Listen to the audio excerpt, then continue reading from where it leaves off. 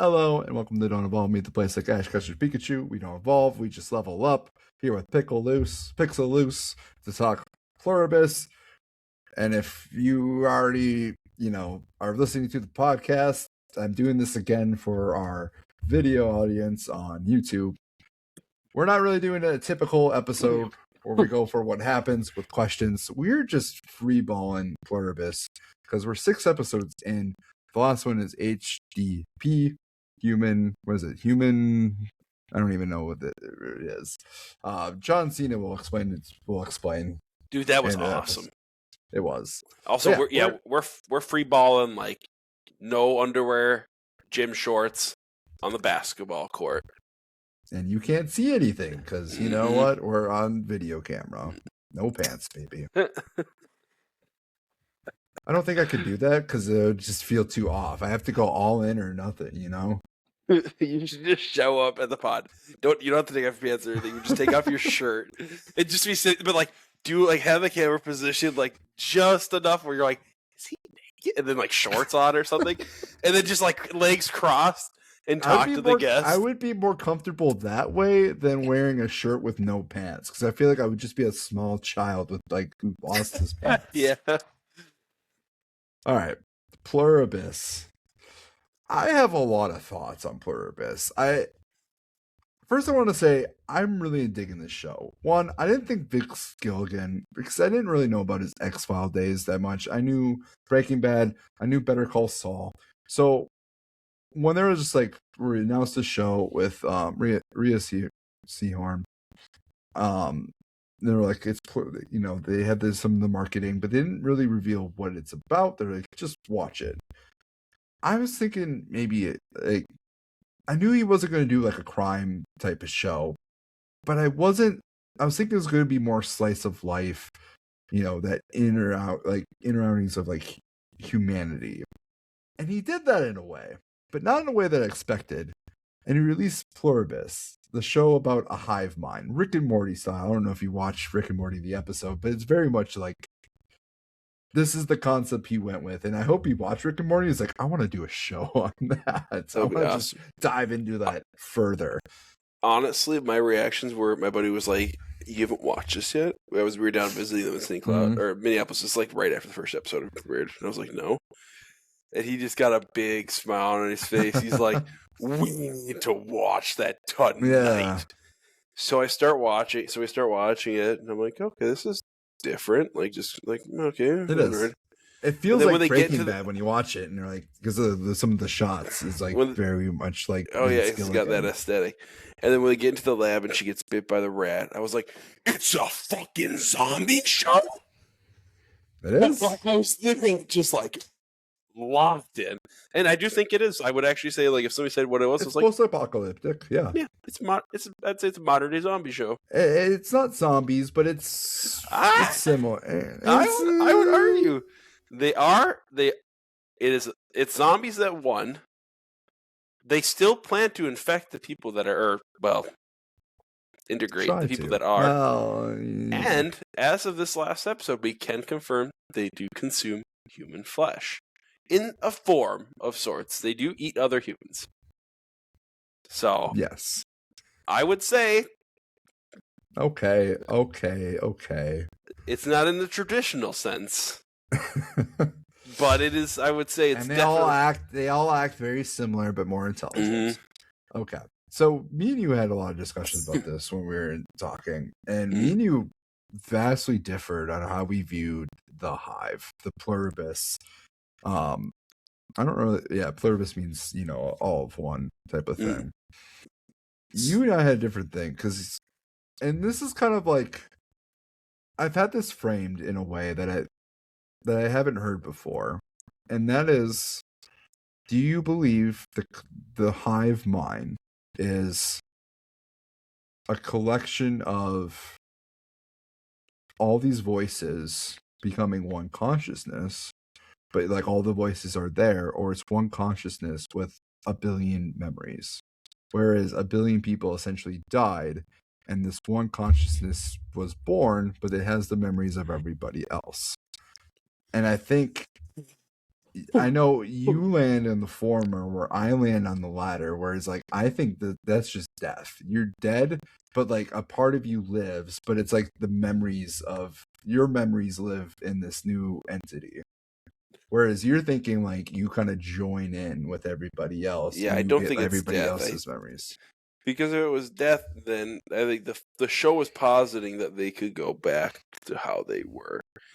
And to me, that's so. What the metaphor I used for you, I believe, was like, or whatever metaphor, whatever. The example I used for you was, it's like an apartment building with a bunch of people in it, and then the Pluribus is just them literally destroying all the walls in between the units. So it's just one big apartment.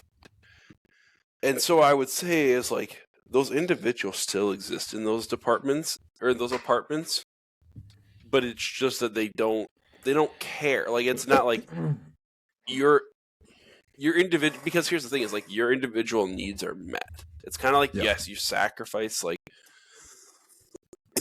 your individuation. You're no longer hungry. You know all the answers.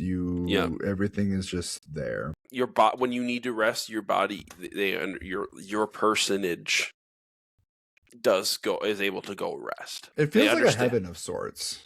That's literally how I feel. I'm like, this seems like heaven to me. Like, and like the other thing that I love about it is that for me, so you see this a lot, I think, in Eastern media, of like the idea of like human individuals versus the greater whole.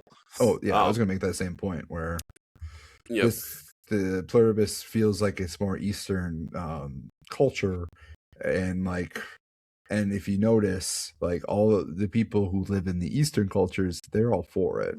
Whereas like Carol, who is very individualistic, very Western, is like, this is a tragedy. And so go on. Well, that's actually one of my favorite parts about the show. Is like I think it kind of is supposed to have us asking like, so this show. First off, I want to say I think there's about 80,000 different takes you could have on what this show is about. I fucking love this show, and it'd still be valid every time, because like there could be like, you could say like somebody could argue this show seems to be a critique on America's unwillingness to participate as regular individuals in the whole. Versus being these hyper specialized, like you know, like you could make that critique. The other critique I've seen is like, oh, it's a show like critiquing AI when they're talking about like would you give me a nuke? Or the internet the internet. Yep. Other people, I think it's safe to say like, well, once again, it's a discussion on like, is it better to have individualization if it means that we essentially say, yeah, we're fine with sacrificing like innocent lives. To do this, like, because that is what like that's the result of individualization, is war, criminals. Like, in the Hive, there's no. I mean, there could be. There's no crime. Their criminals are just part of the Hive. Their individuation, their drive to have whatever drives them to have to harm other human beings has been met. Vindicated, which is interesting. That's a good question. Like, what about all the like? That is one thing I do have a question for, and I hope the show addresses. Like, I do love that they've seen humanity turn into like this big, like, as Carol calls it, like kumbaya like ceremony. But humanity also has a lot of darkness inside of us. So how does the Pluribus, does it just truly just extinguish it because everybody's needs are met, and it's just like, hey. Or is that, or maybe better, is that what it's arguing? Is like what makes us individuals also what makes us horrible human beings? Yeah, there's a lot of questions with it, because like the show literally just takes humanity and it puts it in a microscope of like, what is humanity? What is to be an individual? What is it like to be a collective? And like we look at like the idea of like the hive mind, like they're essentially, there's not enough needs for them. They're essentially have to destroy themselves. But it's like humanity's already doing that too, in a sense. Well, they don't even want to destroy themselves. Like, or well, maybe. Well, we don't know what they want. We know that what they tell Carol, or what John Cena tells Carol. So one thing I'm going to say, one thing I absolutely hate about Carol's character is something one of the other characters said, which is, you don't talk to them or like ask them questions. And I'm like, hell yeah. That's literally all this show should be, is just like, so what about this? And this should be like an episode of her just running scenarios through. I'm like, just knowledge dump on me. This might get me in my rants. Okay. Let's do it. So there's a lot of discourse on TikTok. There's a lot of discourse on like podcasts like this about this show, right? And there's a lot of discourse of like Carol as a character, and a lot of people hate Carol. And I'm not necessarily surprised that people hate Carol, because she's a very prickly person. She's a woman. She's a lesbian. And guess what? A lot of our society in America, yeah, they don't really like that. She's not like a likable person, and I think we can agree that she's not a likable person. However, I think she's a very fascinating character, because she's not a character who is for like the hive mind. She's against it. But I think what people don't realize about Carol is that they're acting like she's irrational. They're acting like she is this hateful person, and she is a prickly person. Here's the thing, though. The world ended. Yeah. The world that she knows is gone, and the only person she loved is dead. And this show has only been there this show has taken place 12 days. 12 fucking days. Who is going to react rationally after losing their only loved one in 12 days? Especially since, the whole world is gone. And so they're just like, oh, she's not nice. She's rude to the hive mind. She's this and that. And I'm like, what? One, she's prickly. I get that. But goddamn, like, she's acted pretty reasonably well for losing her loved one. She's grieving 12 days in. I think, I agree with your take on that. I think that's like part of like, I can't remember if you and I talked about this or if it was me and somebody else, but one of the interesting things about her is like, I think she would have accepted the hive mind if her wife, I think it was, or however, what if maybe there's, I don't know if they're married or not, but her wife hadn't died and had just been like, because they had said she was part of the hive. So like, if she'd been there to be like, hey, it's me. Like, I mean, like, I'm not, or we are me, whatever. Yeah. I think she would have been horrified still, but having that comforting presence probably would have let her actually just sit and listen. It would have been better. And she could have been like, can you just talk like you are yourself? Can you just pretend? That's what I'm And they can do that. And they can do that because they can act. They can act in a certain way. Like, but see, this is the thing. I do think they can act. What's up? What's the guy's name? Kumba, right? With the last episode where he's acting out the different people, like, they can act. So like, Helen can be there. Helen, thank you. She still can.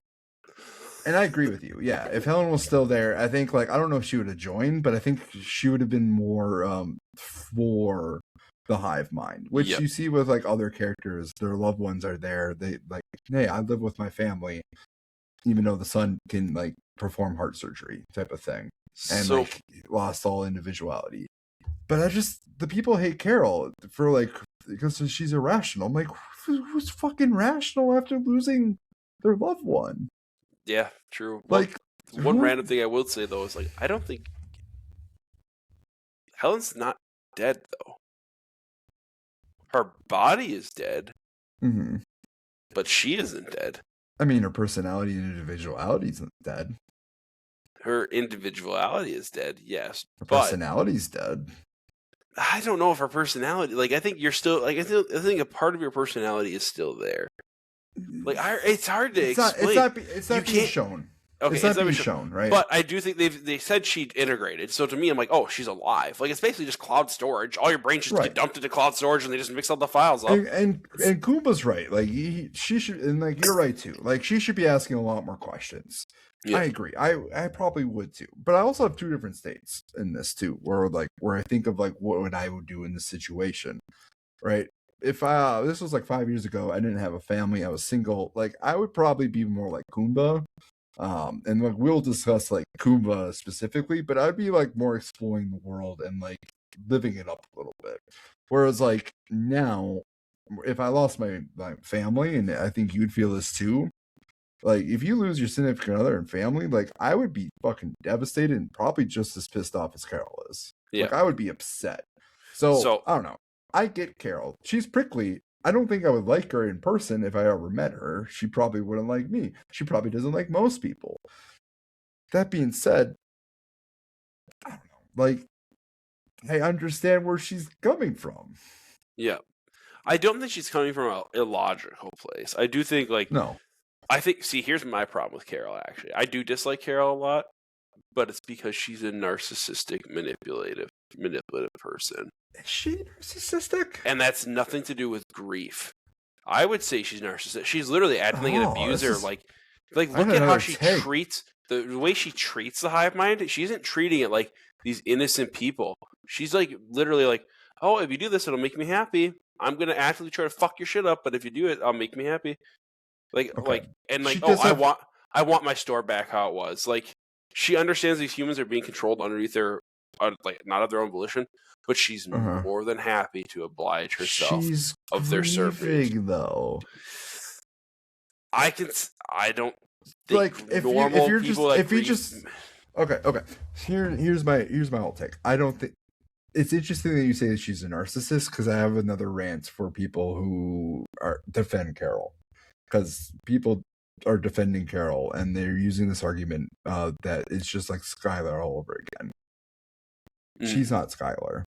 And I think Skylar is a narcissist. I think she's a toxic ass person. I think Carol's a prickly person. Someone said Carol's autistic and hates humans or like hates people.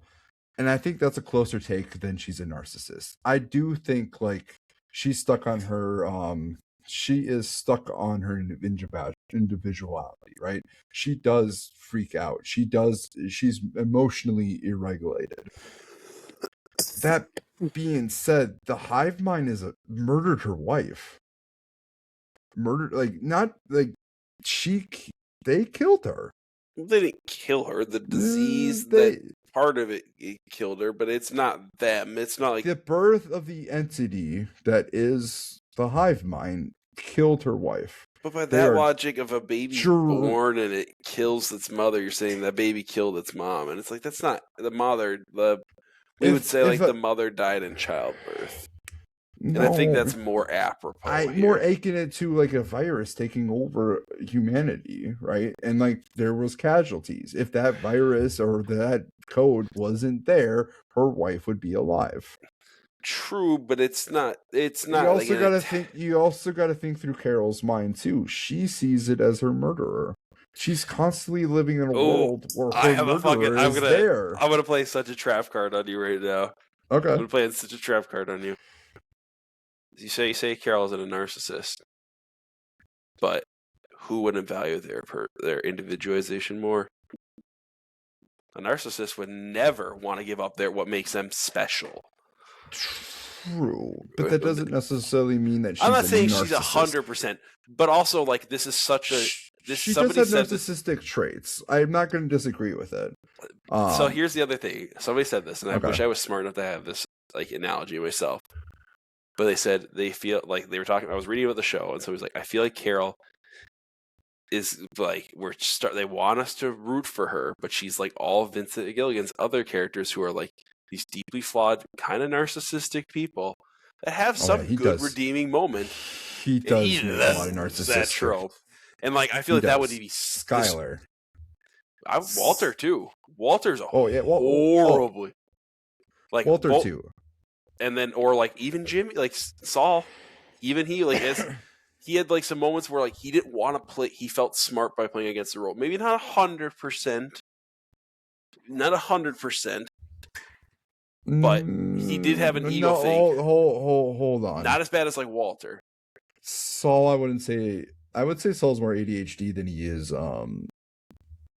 narcissist, in the sense that at the end, his whole arc is taking accountability for his actions so that he can help the people that he loved.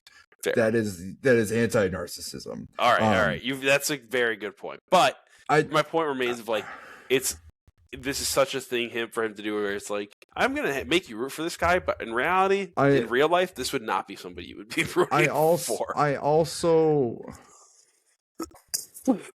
I don't think Carol has the many traits of a narcissist. I also don't think we have enough information to whether say if she is or isn't. Mm-hmm. So I'm curious how she acts moving on. I will say Vince Gilligan did say he wants to make a good guy.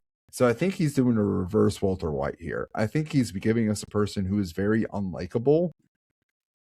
And then over the course of the series, I think we're going to really like her. That's a really interesting idea. I like Carol as a character. And like this is a trope, not a trope, but this is something that like maybe it is a trope. This is something they do in media for writing too. You make characters you hate and then you give them arcs of growth. The biggest character I can think of is Ahsoka Tano from Star Wars. I wish I had seen the Clone Wars to have a reference. Yeah, you can tell Haley that I did this. She's annoying. She is rude. She's just like a very unlikable character the first how many episodes, but then she grows as a person and becomes like a better character and a better person throughout the show. Now she's a fan favorite. So I can see that Carol can be that character potentially. I don't see it yet. But we'll see. I just think the whole when people are like, oh, this is just, people hate Carol the same way they hate Scarlet White. I'm just like, no, sure. Skylar's a toxic bitch. Like she just is. The fact that like, yes, she was right about Walter the entire time, and she called him out on his bullshit. She just never had evidence. She never had proof, and she never trusted him. Once. She was toxic from the beginning. She irrationally never had a reason. Like she irrationally was just against him as soon as he started acting off. And as soon as that the attention was off of her, because he was just this like playset man who kind of just did what she wanted. Once he started taking agency in his life, that I will agree with. Yeah. That's when she was just like, all right, and then started trying to knock him down. And then once she lost all control, what did she do? She go cheat with her boss, just so she can have that power. To be fair, back. He was starting a major meth drug empire, though. Like, fair. That's a pretty crazy life change. Like, especially because like that's a life change. Like, she also didn't sign up for that. I think. See, I would disagree with you. Where Skylar has her. Okay, go ahead. Fair. However, it's not about what the other person does, it's how she reacts, right? Yes, Walter is all these things. However, she reacts in a very toxic manner from it, right? She's going to hurt Walter. She's trying to do these things. So here's that. My counter argument to that, though, is like... And then she was written to not be a narcissist. Also, isn't this is such a Vince Gilligan... That I would agree with. She does a turnabout face, like writing wise, like where they definitely are like, yeah, she's more of a victim than a bad guy. But she was a narcissist season 1 through 3. I didn't like. She was not a great character. Those are seasons, but she's a poorly written character, and that's really what the downside is. Like Vince Gilligan did Skylar right, and then whoever the actress is, very dirty. Like I just don't think he written Skylar to be great. But she is a toxic character. There is no defending her. Sorry. Also, this is such a Vince Gilligan episode that even though we're talking about his new show, we still talk about Breaking Bad. Yeah, we gotta compare it to something, right? Yeah, true. So, anyways, but backtracking, because this shit's fascinating to me. But I just think that she is very manipulative and cruel to the Pluribus. Where even though they're innocent people that did anything, like if I came out of it, I'd be like, dude, I get you're trying to save us, but like you could have done that in like such less of a dick way. The breakup, she was very everyone's toxic. She had toxic patterns of like, oh, this would make me happy. That made me so mad. I'm like, they're fucking trying to help you. But that being said, that is like the leverage that she has on them. And Yeah, but that's fucking narcissistic, dude. To be like, I gotta. It is. Like, the hive mind changes ethics altogether. As well, it does. It really does. And I want to talk about Kumba a little bit. I thought it was Mr. Diabate. I don't think they've ever said his first name, haven't they? Oh, I always just know him as Kumba. Mr. Diabate. Well, why do you call him Kumba? Is there? Maybe I'm looking at the fact that they called him Kumba. I don't know. In my head. Oh, did they call him? Oh, okay. Well, we call him Kumba. Whatever. I want to talk about his character because I think people love his character, right? I think he's living up like the playboy, like how I think But here's the thing. Here's the fucked up thing about this.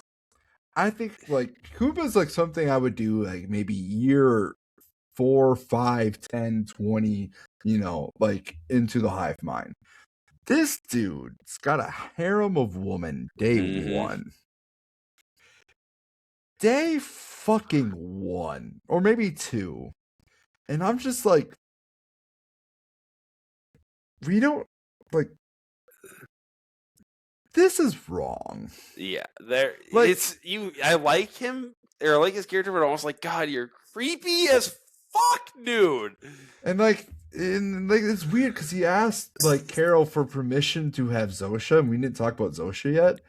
And it's just like, okay, he's asking for consent, but none of these women, like,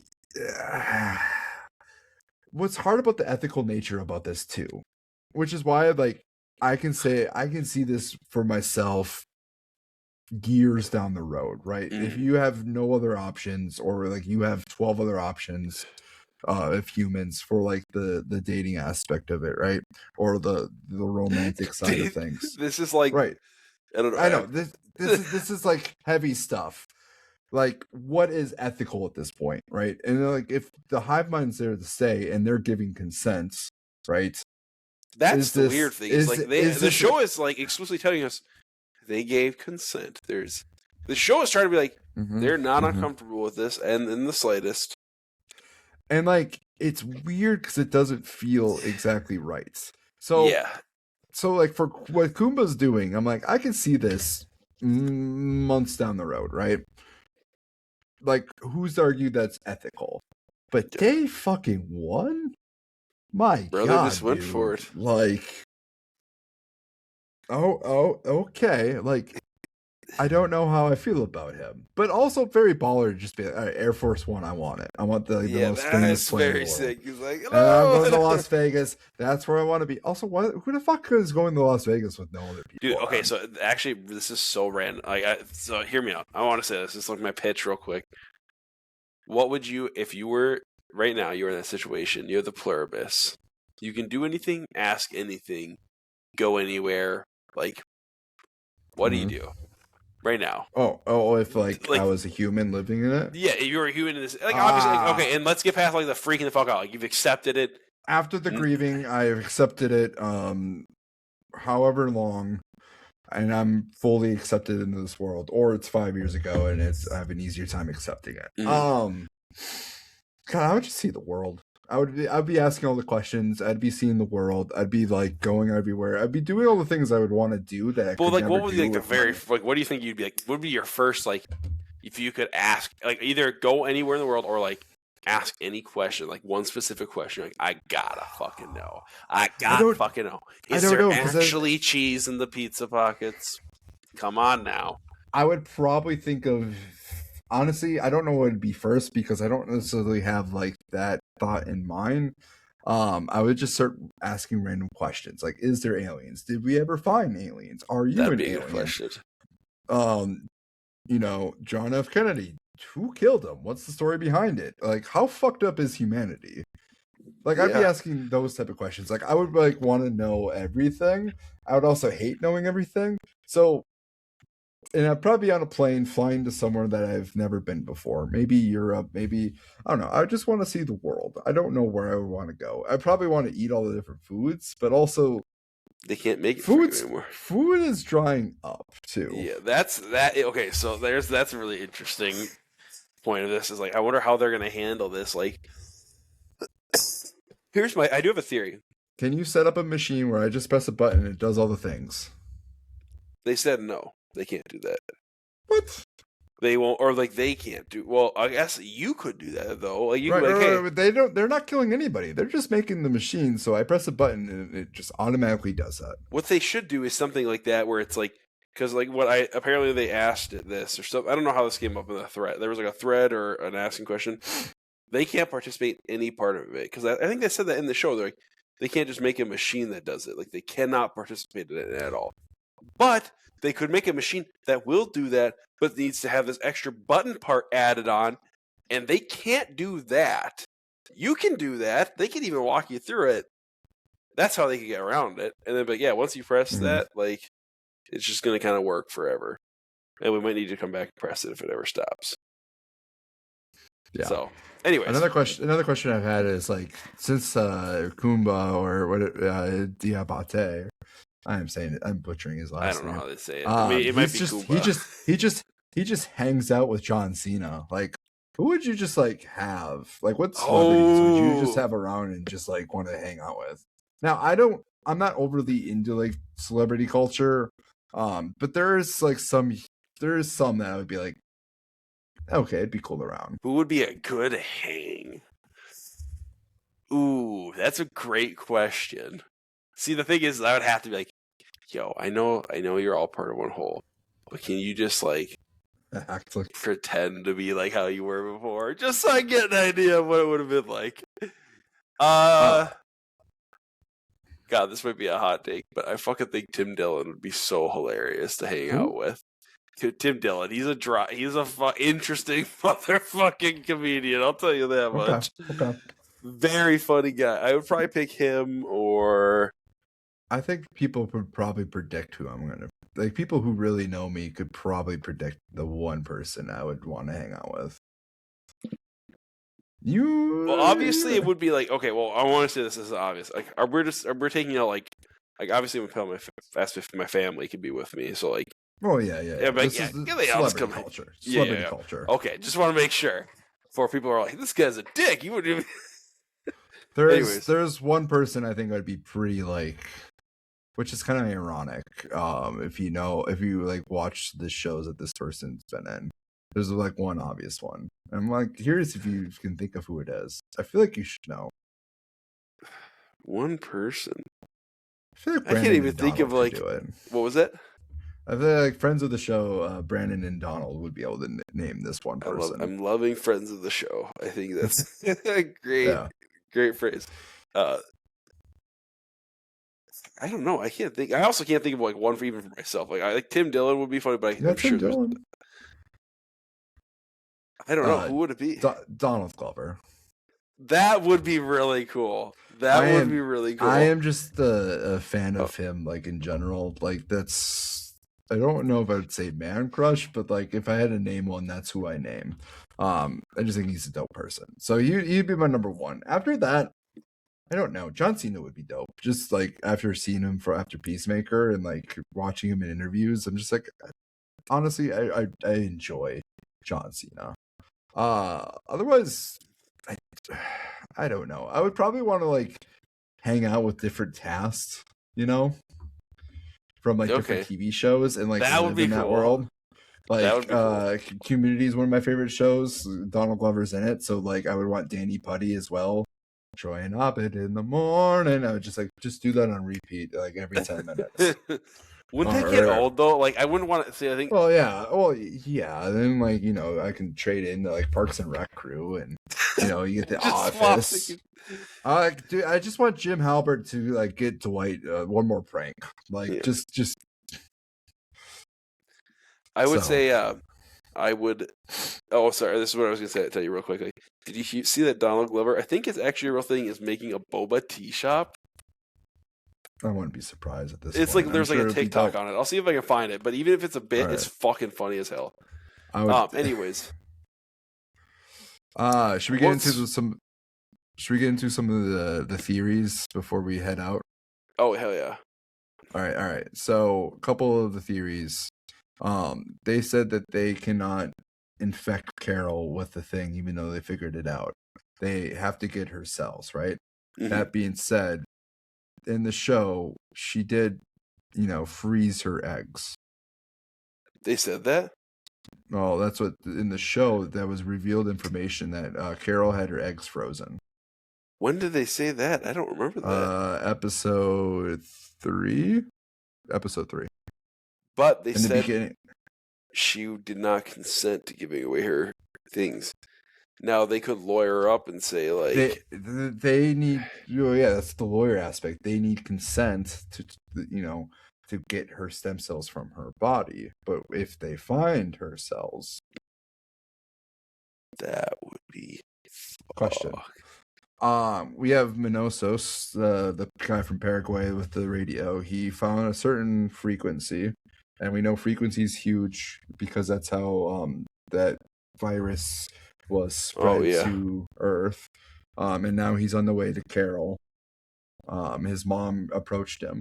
There's a lot of theories that like he just never got transferred over. Like he's not immune. He just was so like isolated that they never like was able to reach him. But Minosos is on his way to Carol to talk about ways to get it over. Zosha has disappeared ever since her getting with the injection.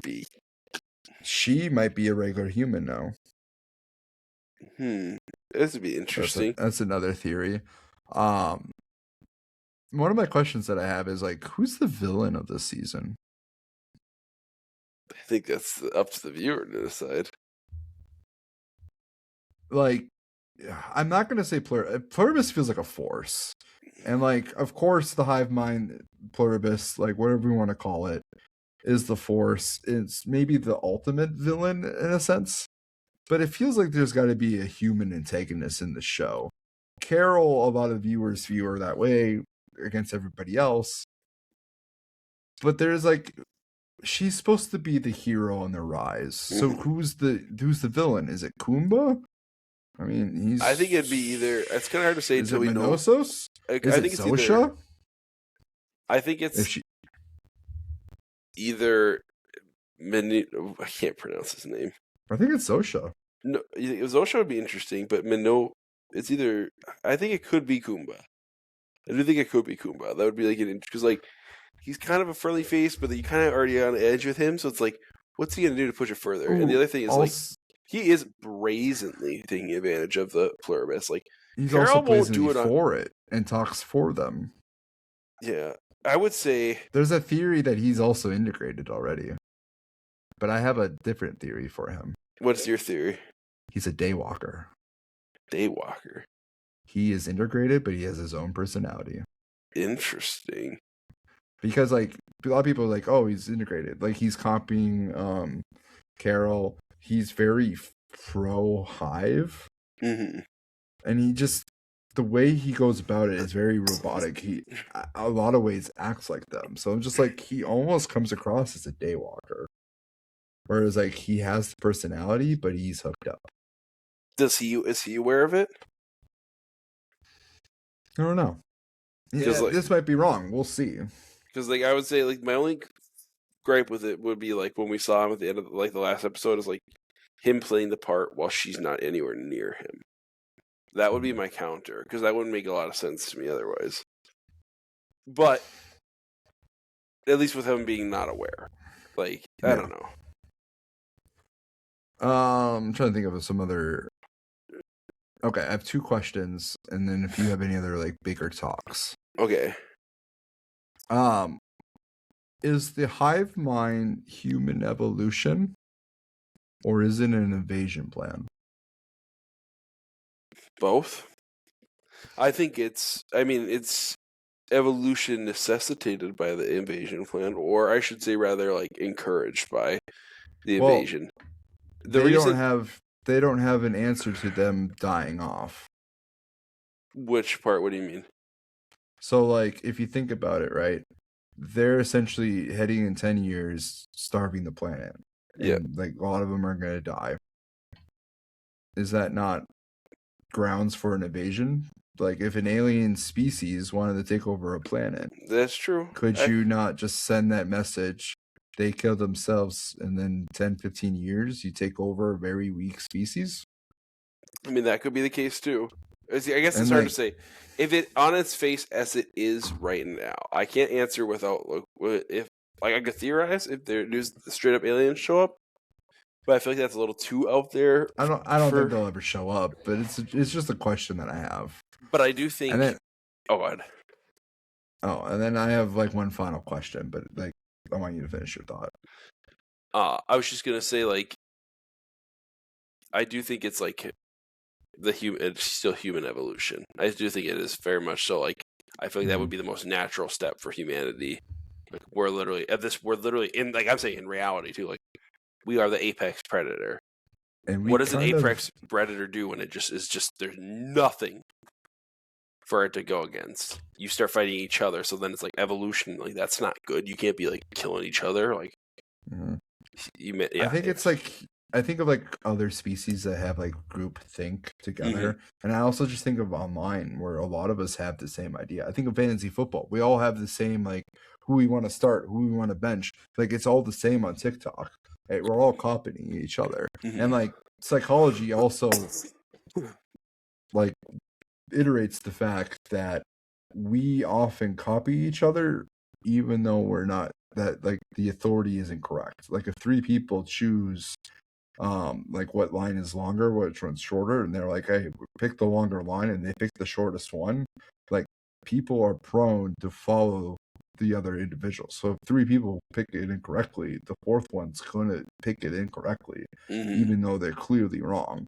And so I think of this idea of like we have this group think, thanks a lot to TikTok, thanks a lot to social media, thanks a lot to the internet as a whole. So in a way, we're already like Pluribus. So it's kind of weird because it's very much like a mirror. Like it is human evolution, so to speak, and we're already living in that world. That's interesting.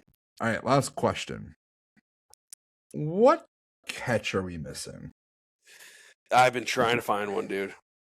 Like, it's like every time, this is where I do think like the Pluribus isn't a bad thing, because every time there would be a but there, they address it. In the last episode. Literally, like, oh my god, they eat human flesh. That's it. There it is. So yeah, we didn't, we do. We're sorry. We didn't really want to tell you. It's kind of gross, but we got to do it to survive. You said you're a vegetarian. Well, we said we prefer to be vegetarian. Yes. The thing is, though, like, we can't kill anything. Yeah. Well, the other thing, even pluck the vegetables. That's so fucking crazy. Yeah. But I think it's every time they try to put like that, like I'm waiting for that moment of like, okay, there it is. That's why I wouldn't do it. I'm like, shit. That's. I think the catch is like Zosha comes alive and she talks about the experience, and it's not a good one. I mean, then that would fundamentally change the direction of the show. If as an individual you get restored back to it, and you're like, "Oh my god, I'm so happy I'm back to being an individual." I think it's the most interesting outcome from that thing, which is why I think she comes back. She's a human, and I also think maybe she's the villain. So I would say here, what if this, like another crazy direction here? Not that, but like another way I think the show could go is even maybe at the end of this season or next season, because I think you said it's gonna be 3 seasons total. I want to say at least 3 seasons. Which I think he's got like being a middle end plan. I kind of hope that would be the case, because I think it's gonna be 5 or 6, and he's gonna call it done. But he says there's at least 3 seasons. Oh, okay. But I do think I could see Carol breaking the hive mind or somebody, and then coming out and saying, "Oh my god, I don't want to be an individual. I want to go back." Oh, that too. Yeah. That would be the other crazy. Be like, oh shit, yeah, individuality is cooked. People literally are like choosing, not just like it's not forced upon them. It's genuinely a choice. That would destroy Carol's worldview, I think, on it. It would. Yeah, I don't know. I'm just excited to see more. Like, I like the little crumbs we get each episode, which I love the episodic nature of it, rather than all at once. This is a 10-episode season, right? 9. 9? Even then, that's not a bad amount. That is not a bad amount.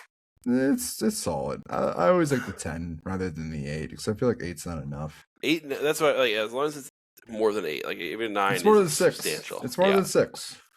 9's not Oh, bad. I don't hate how 9, but how I'm like, long was season 2 of Last of Us episode? I can't remember. It's 2. 7? Yep. Yeah, that's too fucking little. Yeah, I agree. Oh god, dude, that's got me. At least That's it's not one season 2 of volume 1. Sorry, Stranger Things little thing there. All right. Any other things for Pluribus? Dude, this is probably one of my favorite shows of this. Like, I literally the last year. Also it's one of the reasons why I think Stranger Things should have been weekly because, man, I'm just talking Pluribus. Yep, I'm thinking Pluribus. It's good shit. Dude, Apple TV, one last thing I'll say before we go. Apple TV is really on the up and up. Like, I started watching Severance. That shit is fucking fire. Great show. Once you finish it, I do have an episode on it. Oh, that'd be cool. Yes. Donald, friend of the show, Don Johnson. He's like in the middle of my busy season, by the way, of like Invincible, Daredevil, Last of Us. He was like, you have to watch this show. It's coming out. And then I'm like, fine. I watched the first episode. I was kind of hooked, but then I got really into it. I was like, it took me a while to watch episode 2, episode 3. But once I got hooked, oh man, that show makes you think a lot. Episode 3 is what got me. 2 and 1 were good, but 3 was like, I was like, oh shit. And then we just watched 4 last night, and I was like, you're gonna like season 2, by the way. Season 2 is pretty good. I'm very excited. It answers the questions that you have, and then comes up with other questions. And like after season 2, you're just like, I don't know where it's gonna go, but like I need more. But you're satisfied from season 1. If that makes sense. That makes me happy. So it's a good show in that sense. All right. Well, we're going to end it here. Thank you, Pixelloose, Michael Schumer. That's your host, Jake Sherbing, signing off. Pluribus. Watch it. It's a great show. Sayonara.